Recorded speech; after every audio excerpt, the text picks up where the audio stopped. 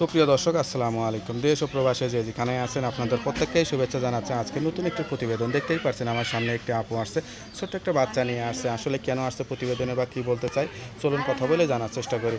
আপু আসসালামু আলাইকুম। ওয়ালাইকুম আসসালাম। আপু আপনার নাম কি? আমার নাম রমজানা। রমজান। আপু বাচ্চাটা কার? বাচ্চাটা আমার। তো বাচ্চা নিয়ে প্রতিবেদনে আসছেন কেন? বাচ্চার বাবা কি হয়েছে? বাচ্চার বাবা নাই। তো বাচ্চা হলো কোথা থেকে?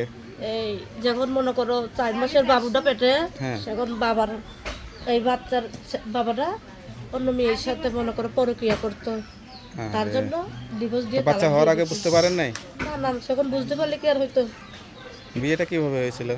বিয়েটা মনে করো মায়ের ইচ্ছা হয়েছিল, এখন আমার ইচ্ছা তালাক দিয়ে দিচ্ছে। স্বামীতে নিশা খাইতো, গাঁজামত খাইতো, পরকীয়া করতো অন্য এই যে মেয়েদের বাচ্চা বাবা সঙ্গে। হারা হয়ে গেল না, বাচ্চার ভবিষ্যৎ তো এখন অন্ধকার না?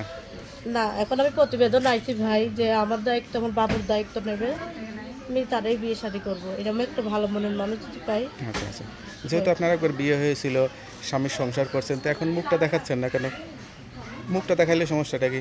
মুখটা ভাই দেখাবো, এখন মনে করো যে আমার দায়িত্ব নেবে, পাশে থাকবে, বিয়ে শাদী করবে, এরকম বড় মনের মানুষ পাইলে তারাই আমি চেহারা ছবি মুখটুক দেখাইনি। আচ্ছা আচ্ছা। এখন নতুন করে আবার বিয়ে শাদী করবেন সে আশা করেন, তাই তো? হ্যাঁ, আশা নিয়ে আইসি বড় মনের মানুষ যদি একটা পাই নতুন করে, তাকে আমি জীবন সাথী বানাইনি। আচ্ছা আচ্ছা।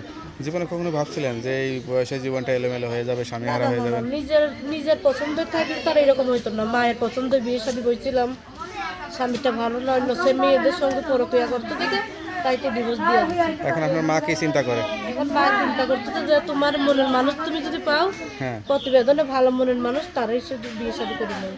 মনের মানুষ যদি পাই। আচ্ছা আচ্ছা। যেহেতু আপনার একবার বিয়ে হয়েছিল, স্বামীর সংসার করছেন, তো এখন মুখটা দেখাচ্ছেন না কেন? মুখটা দেখাইলে সমস্যাটা কি? মুখটা ভাই দেখাবো, এখন মনে করো যে আমার দায়িত্ব নেবে, পাশে থাকবে, বিয়ে শাদী করবে, এরকম বড় মনের মানুষ পাইলে তারাই আমি চেহারা ছবি মুখটুক দেখাইনি। আচ্ছা আচ্ছা। এখন নতুন করে আবার বিয়ে শাদী করবেন সে আশা করেন, তাই তো? হ্যাঁ, আশা নিয়ে আইসি বড় মনের মানুষ যদি একটা পাই নতুন করে, তাকে আমি জীবন সাথী বানাইনি। আচ্ছা আচ্ছা।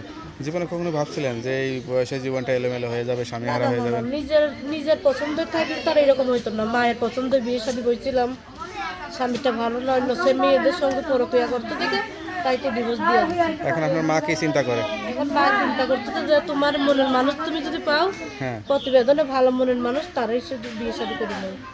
আচ্ছা আচ্ছা। তো আপনার কথা যদি সত্যি হয়, অনেকেই যোগাযোগ করতে চাবে, খোঁজ খবর নিতে চাবে, নাম্বারটা তো দেওয়া যাবে? হ্যাঁ, নাম্বার দেওয়া যাইব। নাম্বারটা মুখস্থ আছে? নাম্বারটা মুখস্থ আছে।